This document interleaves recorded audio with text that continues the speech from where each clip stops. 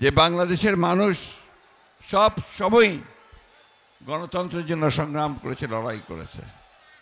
শুধু 1952 সাল 71 সাল নয়, সেই ব্রিটিশ আমল থেকেই বাংলাদেশের মানুষ তার গণতান্ত্রিক অধিকারের জন্য সংগ্রাম করেছে, লড়াই করেছে।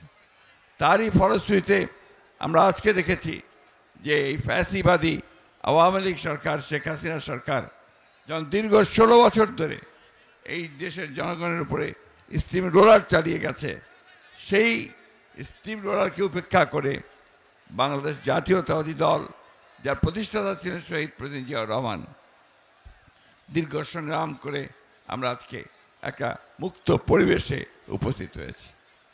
বন্ধুগণ, গণতন্ত্র আর বিএনপি এই দুটা সমার্থক। শহীদ প্রেসিডেন্ট জিয়াউর রহমান একদলীয় শাসন ব্যবস্থা থেকে বহুদলীয় শাসন ব্যবস্থা নিয়ে এসেছিলেন। বেগম খালেদা জিয়া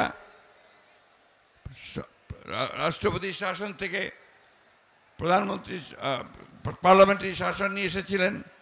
একটা সুষ্ঠু নির্বাচনের জন্য তিনি সেই কেয়ারটেকার গভর্নমেন্ট প্রথা চালু করেছিলেন। বাংলাদেশের জাতীয়তাবাদী দল, আপনারা দেখেছেন 2016 সালেই দেশটি বেগম খালেদা জিয়া ভিশন 2030 দিয়ে গণতন্ত্রের যদি সাস্টেইনেবল হয়, সে যে লাক্সই হয় টিকে থাকে, তার জন্য সংস্কারের কথা বলা হয়েছে। আমরা কিছুদিন আগে, বছর দুয়েক আগে, আমরা আবার সেই 31 দফা দিয়ে আমরা সংগ্রাম করেছি, লড়াই করেছি। এই 16 বছরে আপনারা সবাই শুনেছেন, আমি রিপিট করতে চাই না। আমাদের অসংখ্য প্রাণ ঝরেছে, আমাদের অনেক লোক কারাগারে গেছে, যে নির্যাতিত হয়েছে। আজকে এখানে অনেক রিক্সাওয়ালা ভাই আছে আশেপাশে, যারা সেই গ্রামে থাকতে না পেরে তারা শহরে চলে এসে এখানে রিক্সা চালিয়েছে। আমাদের অনেক ছাত্রনেতা, তারা এখানে রাস্তায় হকারের কাজ করেছে। গতকাল আমি পঙ্গু হাসপাতালে গিয়েছিলাম, সেখানে দেখলাম যে একটা 13 বছরের ছেলে গুলি লেগে তার একটা পা কেটে ফেলতে হয়েছে।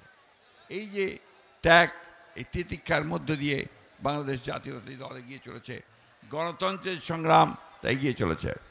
বন্ধুগণ, আজকে আমাদের সামনে একটা সুযোগ এসেছে। ছাত্র জনতার আত্মত্যাগের মধ্য দিয়ে আমরা একটা সুযোগ পেয়েছি একটা গণতান্ত্রিক রাষ্ট্র প্রতিষ্ঠা করবার। সেই কথাগুলো আমাদের মনে রাখতে হবে। আমরা সেই সুযোগ যেন হারাই না হারাই। আজকে এমন একটা অবস্থা তৈরি করতে হবে যেন এখানে সত্যিকার অর্থেই গণতন্ত্রের আমরা প্রতিষ্ঠা করতে পারি। আরেকটা কথা আমি অনুরোধ করব সকলকে, যে আপনারাই হচ্ছেন সেই ভ্যানগার্ডস, আপনারা হচ্ছেন সেই পাহারাদার, গণতন্ত্রের পাহারাদার। আপনারা সেই গণতন্ত্রকে রক্ষা করবার জন্য অতীতে লড়াই করেছেন, আপনারাই সেই গণতন্ত্রকে রক্ষা করবেন। সেই জন্যে এই গণতন্ত্রকে যদি কেউ ধ্বংস করতে চায়, আবার বিপথে নিতে চায়, লুট করে নিতে চায়, সেখানে আপনারা অবশ্যই রুখে দাঁড়াবেন। আমি বক্তব্য বাড়াবো না, শুধু এই সরকারের যারা দায়িত্বে আছেন তাদেরকে অনুরোধ করতে চাই, এখনও আমলাদের মধ্যে, সরকারের মধ্যে সেই ফ্যাসিস্ট আওয়ামী লীগ সরকারের অনেক প্রেতাত্মা অবস্থান করছে। তারা সমস্ত যে প্রচেষ্টা আমাদের গণতন্ত্রে ফিরে যাওয়ার, সেই বাংলাদেশকে ফ্যাসিস্ট মুক্ত করবার, সেটাকে নস্যাৎ করবার জন্য তারা এখনও বসে আছে, চক্রান্ত করছে। এই চক্রান্তকে রুখে দাঁড়াতে হবে। গণতন্ত্র দিবসে আজকে আমাদেরকে আবার সেই শপথ গ্রহণ করতে হবে। যেভাবে বুকের রক্ত দিয়ে আমাদের ছেলেরা এই সুযোগ সৃষ্টি করেছে, বুকের রক্ত দিয়ে হলেও আবার আমরা সেই সুযোগকে রক্ষা করব, বাংলাদেশকে সত্যিকার অর্থে গণতান্ত্রিক রাষ্ট্রে পরিণত করব। আমাদের নেতা, আমাদের তারেক রহমান সাহেব দেশে ফিরে আসবেন।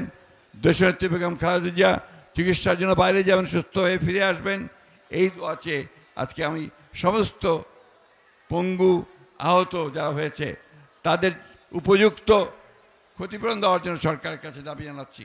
যারা নিহত হয়েছে তাদের ক্ষতিপূরণ দেওয়ার জন্য আমি সরকারের কাছে দাবি জানাচ্ছি।